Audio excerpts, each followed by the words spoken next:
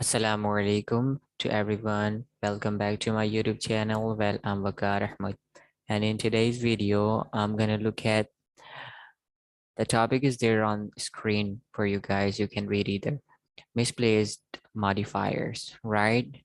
In English language, this is one of the common mistakes made by writers. So let's get to the point directly. Yes. So here we have the slide, right? First, we need to understand what a modifier actually is, right? So a word, here is the definition given for you. A word, phrase, or clause that clarifies or describes another word, phrase, or clause is called a modifier, right? So basically there are two types of mistakes that I can say writers usually make. And so these two common mistakes are misplacing the modifiers or modifiers that they want to add to their writings, but are actually tangling modifiers, right? So our today's focus would be only misplaced modifiers, right? So we are going to be focused on only this one major mistake. So let's look at first what a misplaced modifier is, right? So a modifier that is placed far or too, you can also say too far from the word, phrase, or clause that it actually modifies is called a misplaced modifier, right? So the modifier that you use, that you add to a sentence to modify any word, phrase, or clause, but you don't place it into its correct or right place, right? You place it a little bit far maybe behind or a little bit far ahead of the actual word that it modifies or it describes. And I'm going to look at a few examples here as well. So the first example here is the patient was referred to the doctor with a headache. So what is actually the mistake here in this sentence? Well, grammatically, the sentence should sound correct. Why? Because everything is perfectly fine here. But the problem is only with the modifier. See, here the patient was referred to the doctor with a headache. So here, with a headache, this phrase is actually modifying this doctor, right? The doctor who who had maybe a headache, right? So this sentence tells the readers that it was the doctor who had a headache. It was not the patient who had a headache, right? While when you correct it, when you fix the problem, when you correct the mistake here, so it goes like this: the patient with a headache was referred to the doctor, right? So with a headache, this is a phrase, modifying phrase, right? So that should be placed just after the word, just next to the word which it really modifies, which is patient here in this example, right? So the patient with a headache. So the patient had a headache. It was not the doctor who had a headache, right? So now let's look at a few more examples at a glance very quickly. So here are three more examples. Let me walk you through the first one. Kashif is the name of a boy, right? Wore a helmet, second form of wear. Kashif wore a helmet on his head that was too large. So in this case, that was too large. This is a modifying clause, right? By the way, if you don't know what a clause or a phrase is, so we have already done a video lesson on clause and its kinds. And over there, I think taught you how you can place the clauses correctly next to the clauses or phrases that they should be. If you haven't watched the video yet, so inshallah, hopefully the link to that video will be added in the description below, and then you can click there and inshallah watch, right? So don't forget to check that out. So let's come back to this one example, Kashif wore a helmet on his head that was too big. Yes, so that was too large. So this clause, that was too large, actually modifies this head, which is of Kashif's, right? So this sounds funny, doesn't it? Kashif's head is too large. This is, readers get an idea from this example, from this sentence, that Kashif's head is too large. Although the writer who wrote this statement didn't really mean this, right?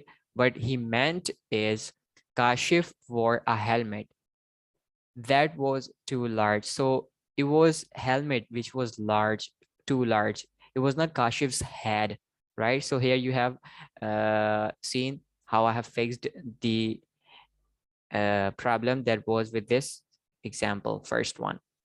So you have to make sure that you put the modifying or defining word or phrase or clause just next to the word or phrase or clause that it modifies, right? Not far from what it modifies. And what you, and example has been given to you here. That was too large. So that was too large is far. How many word far is it? So it is helmet, one, two, two. Technically, we don't count preposition on. So one, two. So this phrase, this clause, that was too large, is two word far from the actual word that is modifies, right? So you don't have to make this mistake. Now let's move forward to the second example. I bought a painting for my brother that was lovely. So what is the mistake here? Well, the mistake is the writer actually wanted to tell you that the painting was really lovely, but he misplaced the modifier, right? I bought a painting for my brother that was lovely. It means this brother, this brother was lovely in this example, right? But the writer who wrote it didn't really mean this. What he meant was, I bought a painting, so the painting that the writer bought was really lovely, and for my brother here. So that's how you have to place the modifier. So first you write, I bought a painting. So was the painting funny? Sorry, lovely? Yes, it was really lovely. Aesthetic, beautiful. So you just write next to it. So I bought a painting that was lovely for my brother. This is how you have to sequence. Now let's move forward to the next one example. Here it is.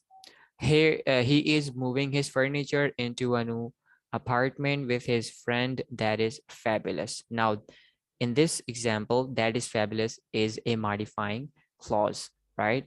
So it technically it's not a mistake, as you can say, as you can see as well, because in all three examples that I have revised, uh, meanings are different, right? So he is moving his furniture.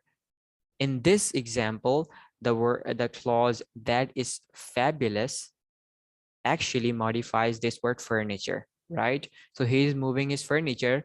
So this furniture, what he is moving is actually fabulous. Where is he moving? Now he's moving into a new apartment. While in the second revised sentence example, he's moving his furniture into a new apartment.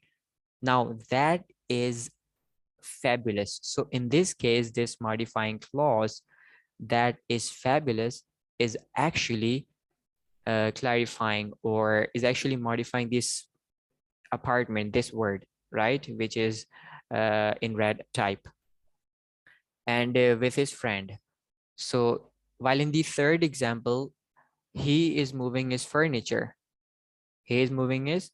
So now let me first summarize the meanings in all three of these examples. So in the first example, this word that is fabulous is actually, this modifying clause is actually modifying this word friend, right?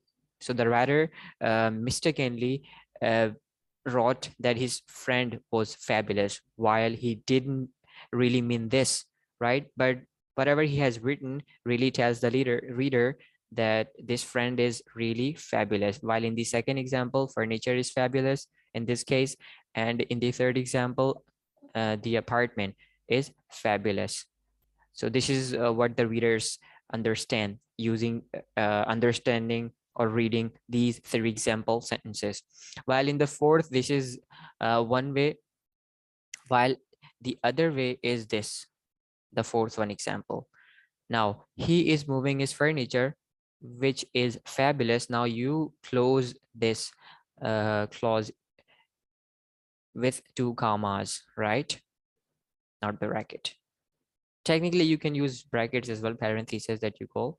So I recommend you putting here a comma, then using this dependent clause, which is fabulous, into, then again put a comma, right? You have to separate this dependent clause in this case with two commas before and after it, into a new apartment, right? Then again put a comma, which is luxurious and spacious, then put a comma with his friend who is well built. So in this case, this first clause dependent, which is modifying this word furniture, and this second clause, which is also modifying, but it's modifying this apartment, right? It is not really modifying this furniture. And then the the third clause, which is here, look at, follow my cursor, is actually defining or modifying this friend, right? This he's this person's friend. So you have to separate them with commas, and in this case you have to use dependent clauses. This is a way of adding complexity to your paragraph, to your sentences, right? And mm, in this case, your paragraph or your sentence sounds more sophisticated or academic. So I recommend you following one of these two ways. I hope you enjoyed and learned from this video as well. If you did, that's good. So inshallah, stay tuned. We are going to do a lot more many video lessons on grammatical topics or on grammar topics, right? And maybe on writing as well, inshallah. Allah Hafiz.